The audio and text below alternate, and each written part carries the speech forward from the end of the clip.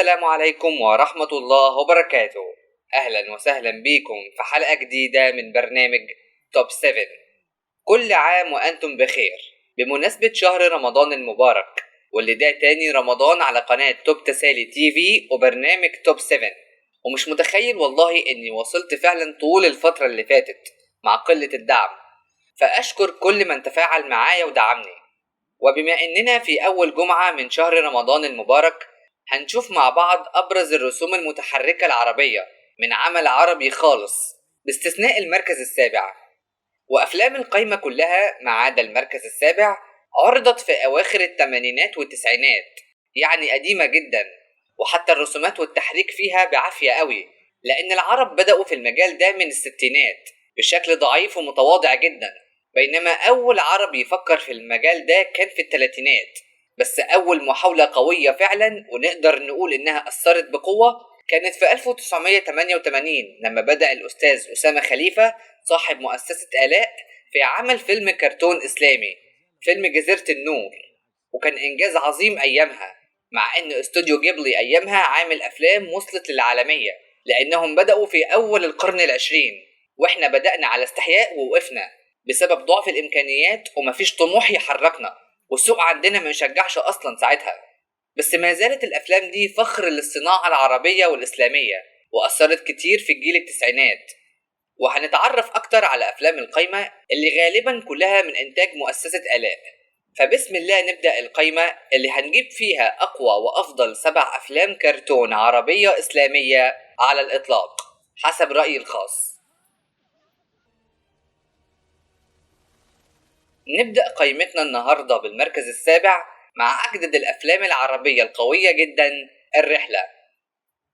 ده الفيلم الوحيد في القائمة اللي مش من عمل عربي خالص، بحيث إن الشركة السعودية مانجا للإنتاج تعاونت مع استوديو توي أنيميشن علشان يطلعوا بالفيلم ده، اللي بدأوا يشتغلوا عليه من 2017 وعرض في 2021 مع رسومات وتحريك راقي جدا مقارنة بالأعمال العربية زي بكار والفارس والأميرة وغيرها من الأعمال الحديثة المتواضعة إلى حد ما.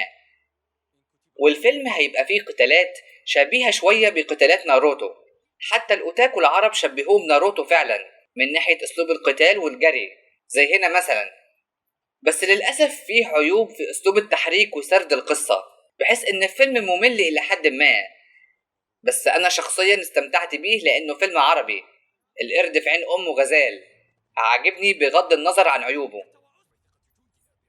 وسبب إنه ممل في إن معظم أحداثه نقاشات وفي نفس المكان، وكمان بيخرج عن القصة ويحكي قصص موجودة في القرآن زي قصة سيدنا نوح عليه السلام، ودي حاجة حلوة مش وحشة، خصوصا إن الفيلم عرض في كل أنحاء العالم مترجم ومدبلج للغات كتيرة، واللي شاركوا في الدبلجة اليابانية أسماء جبارة شاركت في وان بيس وهجوم العمالقة زي مؤدي صوت ليفاي مشارك هنا مثلا. وأحداث الفيلم عن أبرهة الحبشي اللي عايز يدخل الكعبة ويهدها، وبعد كده نشوف الطير الأبابيل وهي بترمي الحجارة من سجيل بشكل فانتازي أسطوري. وأنا شخصيا مش مؤيد إننا نعرض أحداث ذكرت في القرآن في شكل أنمي أو فيلم، لأنه ممكن يكون فيه تشويه، لكن بما إنه اتعمل في السعودية على إيد سعوديين فأنا واثق إنه مفيش قلق. والفيلم بدأ بداية قوية جدا لما يوصل أبرهة على مشارف مكة ويقبض على المنتظرين بره ويبدأ يقتلهم واحد ورا التاني عن طريق الأفيال. فعلا مشهد مهيب ويحمسك جدا إنك تشوفه. تخيل بقى اليابانيين والغرب لما يشوفوا الحاجات دي، مش ده بقى هيخليهم يبدأوا يدوروا ويسألوا عن صحة الكلام ده؟ هو الفيلم فيه عيوب، بس دي البداية، وفي انتظار الأفضل إن شاء الله في الفترة القادمة. ونروح بعد كده للمركز السادس مع أحد أقوى الأفلام التاريخية لمؤسسة آلاء، طارق بن زياد. ده الفيلم الوحيد للأسف اللي ما شفتوش خالص في القايمة، بالرغم إنه أحد أقوى أفلام مؤسسة آلاء التاريخية، وبيتكلم عن أحداث فتح الأندلس، أول مدينة أوروبية يفتحها المسلمين سنة 711 بقيادة القائد الشاب طارق بن زياد، اللي سمي المضيق اللي تجاوزوه من طنجة لسواحل الأندلس باسمه مضيق جبل طارق، وتقريبا أول مرة يتجاوزوا البحر، مش متأكد والله. وهتشوف ذكاء وعبقرية طارق بن زياد في استغلال كل المتاح في تحقيق هدفه من دعم بعض الأسبان الكارهين للحاكم الجديد الظالم المستبد. وهنشوف العقبات اللي هتواجهه زي قطاع الطرق وخطف بنت الكونت دي اللي خلى الكونت يساعد طارق بن زياد بالعبور لأسبانيا على سفن أسبانية. وهنشوف تفاصيل العبور والمعارك اللي هتدور ما بين المسلمين والبيزنطيين لغاية ما نشوف فتح الأندلس بالفعل وهزيمة الملك الجديد. فيلم شكله حماسي جدا بالرغم انه موجه للأطفال أكتر، بس بيوثق الأحداث التاريخية اللي حصلت أيامها سواء مع جيش المسلمين أو في أسبانيا وتنصيب الحاكم الجديد ودعم الأساقفة له. والفيلم عرض في 1999 وهو آخر فيلم تاريخي لمؤسسة آلاء للأسف، ومظلوم جدا ومحدش بيتكلم عنه خالص. ممكن أنا أول واحد أتكلم عنه على النت، مش عارف ليه منسي كده.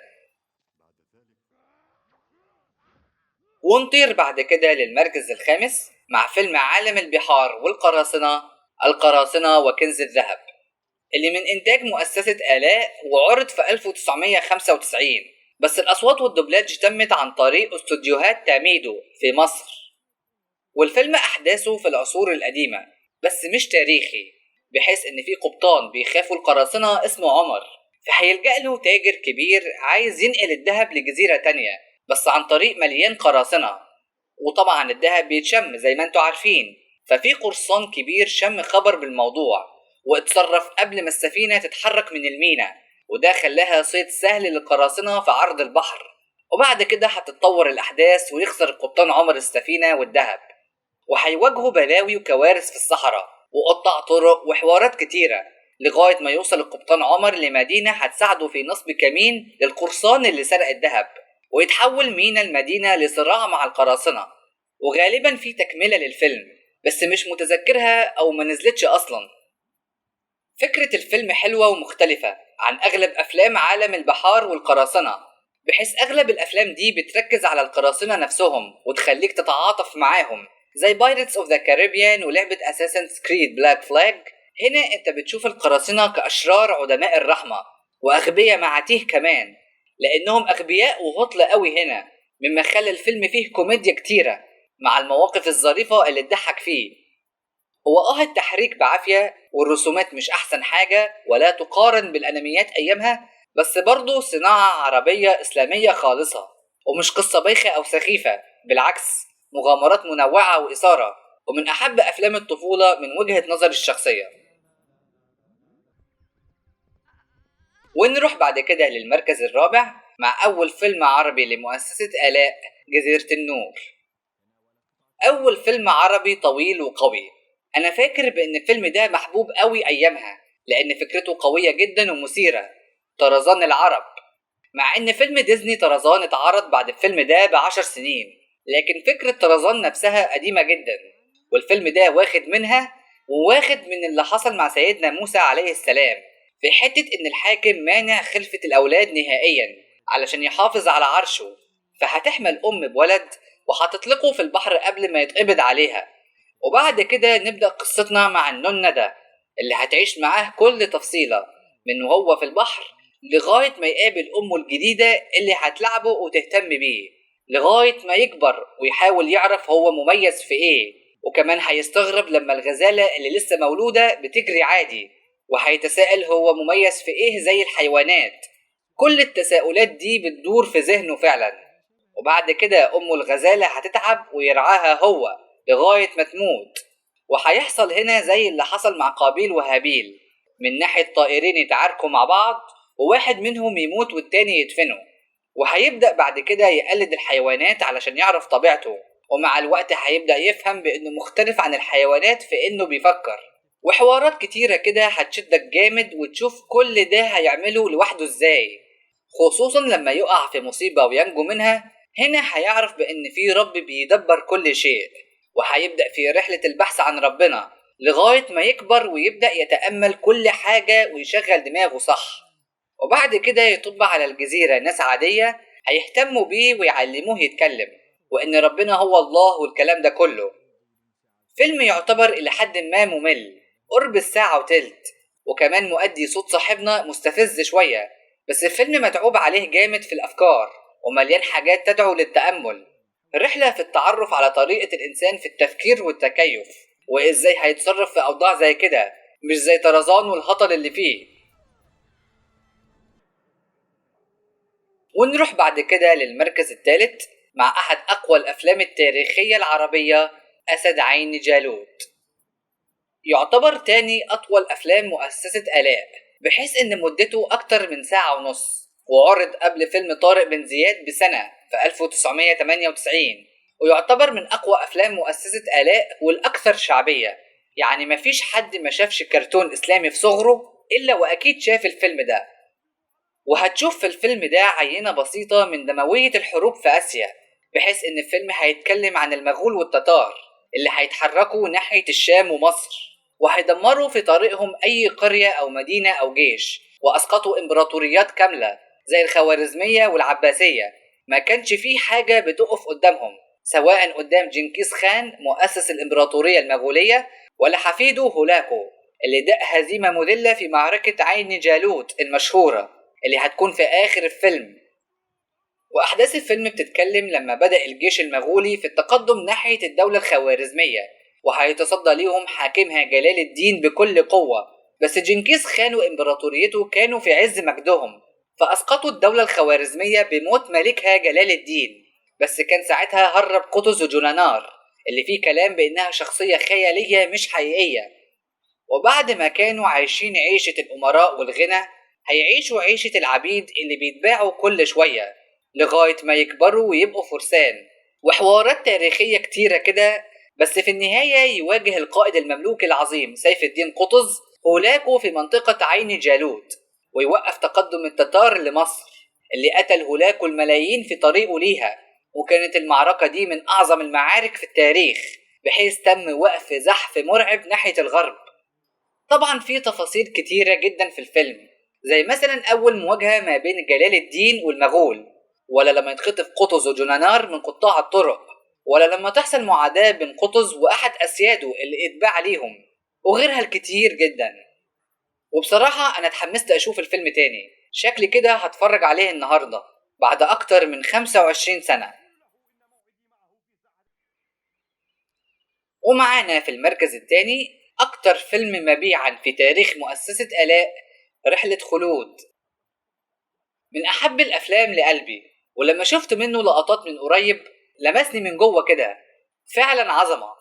وللأسف كنت بتفرج عليه وأنا صغير ومش فاهم حاجة، لكن الفيلم يستحق التدبر فعلا. ويعتبر من أول أفلام مؤسسة آلاء، بحيث أنه عرض في 1992 وعمل مبيعات عدت 140 ألف نسخة، مما خلاه الأعلى مبيعا لمؤسسة آلاء. والفيلم بيحكي عن أحد قصص القرآن، أصحاب الأخدود اللي ذكرت في سورة البروج، واللي هنشوف القصة مع الشاب وضاح اللي كان له مستقبل كبير في السحر، وبدأ يتعلمه فعلا من كبير سحرة الحاكم. بس هيقابل راجل دين هربان من الحاكم المستبد اللي بيدعي الألوهية، وهيتأثر وضاح بيه جامد. ومن هنا هيشوف كبير السحرة على إنه كذاب ومخادع، وهيكره كل ده ويتعلم أكتر من راجل الدين ويتعرف على ربنا أكتر، وبقى عنده إيمان بالله وثقة عمياء، لدرجة إنه بدأ يدعو الناس لربنا، حتى إنه تحدى الحاكم نفسه، وهيأمر الحاكم بإعدامه بأكتر من طريقة، وكل مرة يرجع سليم واللي معاه يموتوا، مما خلى الحاكم يخاف منه. حتى كبير السحرة مصدوم ومش قادر عليه، بس الطريقة الوحيدة اللي ممكن يموت بيها إنه يقتله قدام البلد كلها ويقول بسم الله ربي هذا الغلام قدام الناس. وده اعتراف صريح من الحاكم مدعي الألوهية بأن في رب كبير، وبعونه قتل الشاب ده، وكل الناس اللي حضرت آمنت بالله. وده خلاه يعمل حفرة كبيرة فيها نار ويرمي فيها كل واحد مؤمن بربنا. دي القصة اللي ظهرت في الفيلم بشكل قوي ومؤثر جدا، بس في تفاصيل تلمسك من جوه كده، زي لما يروح كل مرة علشان يتعدم ويرجع سليم ويرعب الحاكم، ولا لما يتصدم كبير السحرة من العمل وضاح رغم انه كان متوقع منه الكتير، ولا حب الناس لوضاح اللي بدأ يزيد وتزداد شعبيته قوي، ولا لما قبضوا على رجل الدين وأعدموه، ولا آخر الفيلم في اللقطة المعروفة لما الرضيع يثبت أمه على إيمانها ويتكلم، وغيرها الكتير جدا من اللقطات الأسطورية من وجهة نظري. مش عارف الفيلم ده مظلوم ليه، ومحدش بيتكلم عنه خالص. فأتمنى بعد الفيديو ده تبدأ الناس تتكلم عنه تاني بدل الأنمي والكلام الفاضي ده كله. وزي ما عودتكم هجيب لكم أبرز الأفلام اللي رشحت بقوة للقايمة دي، زي مثلا فيلم المهند وفريق النينجا الشبيه جدا بقصص الرجل المستحيل وجيمس بوند، وفكرته جميلة بس التنفيذ للأسف سيء وبدائي جدا مما خلاه ما يشتهرش للأسف وينتهي بسرعة، بس لو اتعمل له ريميك حرفيا هينافس. ولا فيلم البطل نور الدين اللي كان المفروض يكون موجود في القايمة لولا ان ملوش نسخة كويسة، وكمان مفيش معلومات عنه خالص. بس الفيلم غالبا بيتكلم عن تجاوزات الروس للشيشان وهيقبضوا على الأطفال ويحبسوهم ويحاولوا يغسلوا عقولهم والكلام ده. ولا فيلم مسرور في جزيرة اللؤلؤ اللي من إنتاج مؤسسة آلاء، فيلم رايق كده بيتكلم عن مسرور اللي بيتعلم الصيد وهيكتشف بعد كده لؤلؤ في جزيرة، ومش عارف التفاصيل لأني ما شفتوش الصراحة. ولا أحد أجدد أفلام الحلقة الفارس والأميرة، فيلم كرتون محترف مصري عرض في 2019 مدبلج للعربية والإنجليزية وعمل مشاهدات عالية على إيجي بيست، ومؤديين الصوت من العيار التقيل محمد هنيدي ودنيا سمير غانم وعبد الرحمن أبو زهرة وماجد الكدواني وعبلة كامل وغيرهم الكتير. وقصته عن فارس عربي مسلم هينقذ أسرى عرب من تحت إيد قراصنة، وغالبا هيحب أميرة هيشوفها والكلام ده. وتحياتي للفيلم الصراحة وللخطوة الجريئة، بس للأسف الفيلم كلف 3 مليون وعمل أقل من 150 ألف، يعني أكيد صرفوا نظر عن عمل فيلم تاني للأسف. ده غير فيلم ابن الغابة الحي ابن اليقظان وعلي بابا والأربعين حرامي وشهيد العالم وغيرها الكتير من الأفلام العربية القوية. ونروح على طول للمركز الأول مع أقوى فيلم عربي إسلامي على الإطلاق من وجهة نظري، محمد الفاتح. مش بس أقوى فيلم عربي إسلامي لمؤسسة آلاء، ده يعتبر الأفضل في تاريخ الأعمال العربية. حتى فيلم زي الرحلة والفارس والأميرة ما يوصلوش لعظمة الفيلم ده.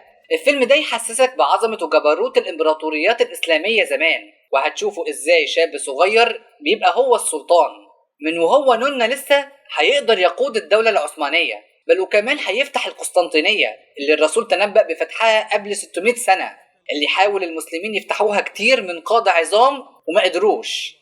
لكن بعبقرية السلطان محمد الثاني قدر يلاقي العلاج لمشكلة السلاسل والأسوار، وقدر من خلالها يضرب الإمبراطورية الرومانية في مقتل، وسقطت فعلا يوم فتح القسطنطينية في 1453. وهيبدأ الفيلم مع السلطان محمد لما كان صغير واستلم من أبوه مراد الثاني السلطة مع قلق وتوتر من الناس، بس بعد كده أثبت كفاءته وقرر إنه يحقق نبوءة الرسول ويفتح القسطنطينية. وهتواجهه مشاكل كتيرة زي مشكلة الأسوار، واللي تسلل كام واحد من رجالته المخلصين علشان يحفروا نفق تحت سجن خبير المدافع المحبوس عند الرومانيين، من أقوى لحظات الفيلم بالمناسبة. وبعد كده يصنع لهم المدافع العملاقة اللي هيدك بيها الأسوار، وهيواجه مشكلة السلاسل اللي منع سفنهم من التقدم، بس هيحلها ويتفاجأ الكل تاني يوم بعبور السفن عادي، ويتحاصر الرومان من كل الاتجاهات ويتهزموا شر هزيمة في أعظم فتح إسلامي على الإطلاق. والفيلم مش قد كده في التحريك الصراحة، بس مليان حاجات تخلي التحريك ده آخر حاجة تفكر فيها. يعني شوف السلطان بنفسه بيتسلل علشان يتابع الخطة، وشوف الثقة اللي كان رسول السلطان بيتكلم بيها قدام إمبراطور الرومان، ولا شوف ضخامة الجيش ومدافعه المرعبة، ولا طرق التفكير الغير تقليدية في حل أي مشاكل تواجهه. لا، عظمة فعلا وتحس بالفخر بتاريخك زمان. فيلم جميل وكان من الأفلام الشعبية أيام ما نزل في 1995، ويا ريت الأفلام دي يتعمل لها ريميك تاني، هتكسر الدنيا والله. ولا انتوا ايه رأيكم؟ ايه رأيكم معانا في القايمة؟ لو عندكم رأي تاني ممكن تكتبوا لنا في الكومنتات مختلفين معانا في ايه، او ايه افلام كانت المفروض نجيبها معانا وما جبناش، واكتبوا لنا آراءكم برضو. ولو حابين نتكلم عن حاجة معينة اكتبوها لنا. ولو لسه ما اشتركتش في القناة يبقى ريت تعمل سبسكرايب للقناة ولايك وشير للفيديو وتفعلوا زر التنبيه علشان يوصلكم جديد القناة، وتفاعلوا معانا كده، وكمان اتفرجوا على الحلقات اللي فاتت. ونشوفكم في الحلقة الجاية إن شاء الله. والسلام عليكم ورحمة الله وبركاته.